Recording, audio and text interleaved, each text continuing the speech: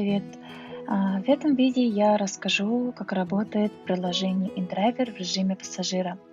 Устанавливаем приложение по той же схеме, как на первом уроке, и заходим в приложение. Перед вами появляется карта вашего города и форма заказа. Чтобы заказать авто, надо сперва заполнить адреса маршрута. Начинаем с точки А. С помощью геолокации приложение автоматически устанавливает ваше местонахождение или можно добавить вручную. Справа от адреса не забудьте указать номер подъезда. Переходим к точке Б. Здесь пишем конечный адрес. Я, например, пишу кинотеатр Сартана.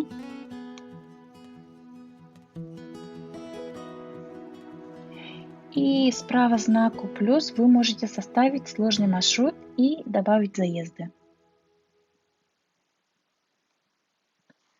Далее устанавливаем цену поездки. Например, пишу 150 рублей и выбираю удобный способ оплаты, например, Сбербанком онлайн, и нажимаем «Готово».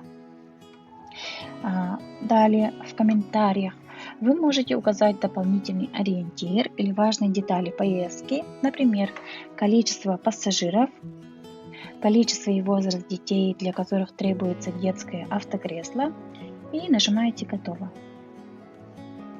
Заполнив форму, нажмите кнопку «Заказать». Ваша заявка будет отправлена, и в течение нескольких секунд на ваш заказ будет назначен водитель. Приятной поездки, всем пока!